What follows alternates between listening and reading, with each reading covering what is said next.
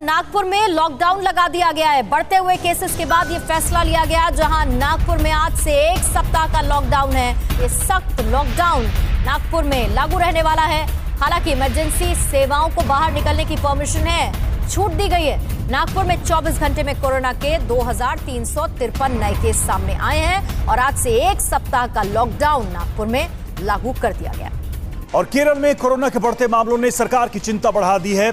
बढ़ते मामलों को देखते हुए सरकार ने एक बार फिर से राज्य में लॉकडाउन लगा दिया। केरल में पिछले 24 घंटे में 17,481 नए केस सामने आए, जबकि एक दिन में राज्य में वायरस से 106 लोगों की जान चली गई। केरल में अभी 1,29,000 से ज्यादा एक्टिव केस हैं। अब तक 15,000 से ज्यादा लोग दम तोड़ चुके हैं। केरल में जीका वायरस का भी प्रकोप बढ़ने लगा है। 3 और मरीज मिलने के बाद जीका मरीजों की तादाद 41 पहुँच गई है। नोएडा चिंता का विषय। नोएडा में कोरोना के रिकॉर्ड टूट रहे हैं।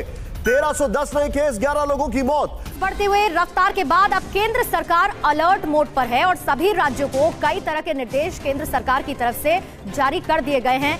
या तो बिहार में इसी तरीके से केसेस बढ़ रहे हैं, जिसके बाद बड़ा फैसला नीतीश सरकार ले रही है। नई गाइडलाइंस भी लागू कर दी गई है। आज से बिहार में सभी स्कूल और कॉलेजेस बंद रहेंगे और जो सार्वजनिक समारोह हैं उसके लिए नीतीश सरकार की तरफ से नई गाइडलाइंस जारी कर दी गई हैं।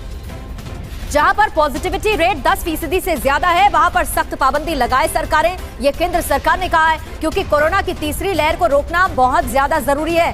बेहद सख्ती से कोविड गाइडलाइंस का पालन कराया जाए, इसमें कोई कोताही न बरती जाए। केंद्र सरकार ने टेस्टिंग और वैक्सीनेशन में तेजी लाने की हिदायत भी राज्य सरकारों को दी है और ज्यादा सख्ती बरतने के लिए कहा गया है उन राज्यों को जहां पर 10% से ज्यादा पॉजिटिविटी रेट है। और ऐसे में उसे रोकने के लिए, थर्ड वेव को रोकने के लिए सख्ती लागू करने की बात केंद्र सरकार कह रही है।